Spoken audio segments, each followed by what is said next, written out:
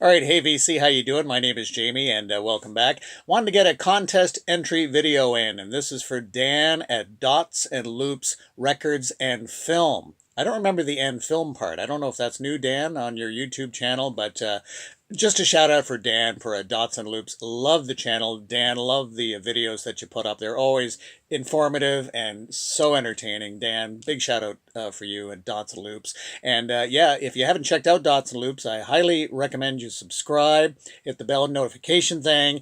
And his last video that's on Power Pop Records is terrific. And he introduced me to some bands that I was not familiar with. So that is awesome.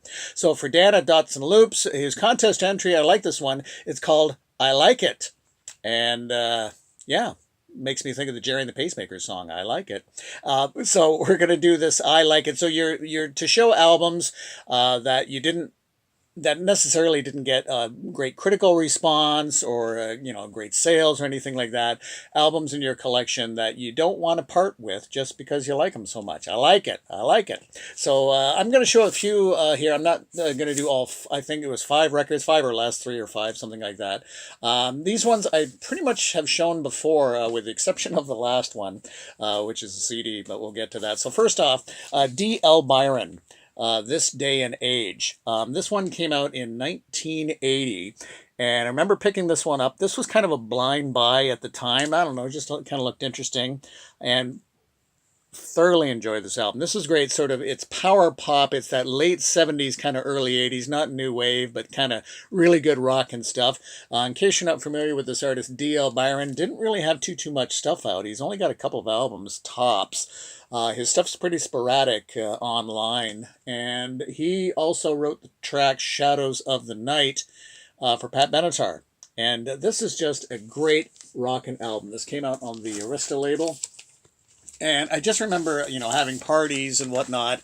And, if we'd be playing something like, Pink Floyd or Rush, and then the people at the party, particularly the women at the party, would be going, this is okay. But then if we put this on, everybody be rocking, dancing. It was just, I always remember that this was pretty popular. It was kind of like, who is this guy? Who is this artist? D.L. Byron. But yeah, worth checking out. This is on CD. For the longest time, it was not available on CD, but I think you can pick it up on CD. But the vinyl is just great. Yeah, not a lot known about this artist. He also has a track on the Times Square soundtrack that I have shown. But yeah, on the Arista label. And yeah, this is an original copy with my signature, which I stopped doing. But yeah, I used to do that because back in the day, we used to really lend out our albums, to friends and things like that. We don't tend to do that as much anymore. But D.L. Byron, This Day and Age, great album, great rockin' album, 1980. And very much on that same line and very same kind of style of music that really, a good power pop, if you will. The Head Boys from Scotland. And this was pretty much their only album. They did do work on a second album that didn't get released until fairly recently, within the past several years, called The Lost Album. I think they broke up fairly soon after this album, or trying to record their second album. There was pressure for them to go on tour, as I understand, and they didn't feel they were ready for a tour, so there was pressure from the record company to get out there. But this is a great album, and this one gets, again, forgotten about, very much like D.L. Byron. Great power pop. I love the kick off, The Shape of Things to Come, and wrapping it up with Take It All Down. And this was on the Robert Stigwood label, so all the same stuff as the 70s Bee Gees and whatnot. But yeah, great album, The Head Boys. I've always enjoyed this album, and yeah, I've never. And this was, again, another album, because this came out in also 1979, and again, just having parties and whatnot in my younger days, and then putting this album on, and everybody be just rocking to this album, loving it, just loving it. Okay, and to get in a little Canadian content, since yes, this is getting into the Victoria Day long weekend in Canada. Hopefully hopefully you'll have a great long weekend. Got to get a little Canadian content in. A band that always gets kind of dismissed and whatnot is Prism. And Prism's big album, Armageddon. This is great pop. Not power pop necessarily, but great pop with the big long track Armageddon. Also, you know, Night to Remember. It's interesting that it still does get a fair bit of a radio play on like classic hit stations and some classic rock stations. But Prism's Armageddon. Interesting to note that Brian Adams co-writes a number of tracks on here with Jim Valance, or Jim Valance. I never knew how to pronounce his last name. This is an early copy because it's a cardboard sleeve, and then on the Magnum label. Magnum. But Prism, and the vocalist of this band, and his name, Ron Tabek. Yeah, Ron Tabek or Tabek. There's the listings there of the artists. Great vocalist. Great vocalist. Sadly, no longer with us. But yeah, and produced by Bruce Fairbairn, interestingly enough. And this album came out in 1979. Interesting theme here, late 1979, 1980. But yeah, Prism, Armageddon. I've always enjoyed this album. Always enjoyed this album.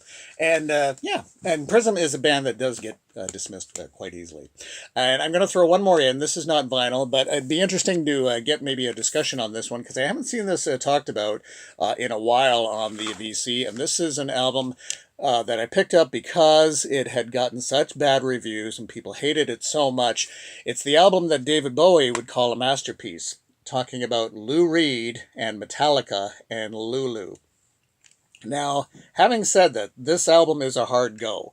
I do, as I recall, like disc 2 a lot better than disc 1. This is a double album, a 2-disc set.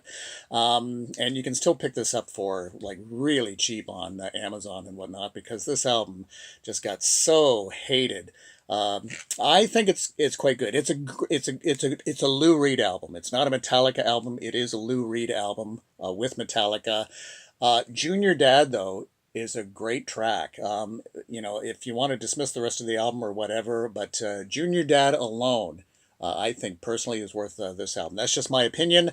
You know, it's not by any stretch a great album, but, you know, to cap off Lou Reed's career as his technically last studio album, not bad. Lulu. What do you think? Do you still dislike this album? Do you not care? I'm just kind of curious to see what you think about it.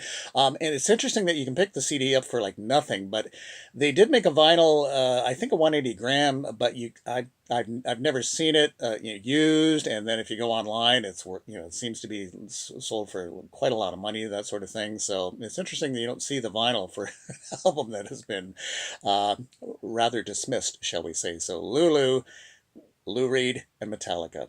Okay, so that's my contest entry for I Like It, for Dan at Dots and Loops. And again, subscribe to Dan's channel if you haven't done so already. So have a great Victoria Day long weekend in Canada. And yeah, we'll chat again real soon. Take care. Bye-bye.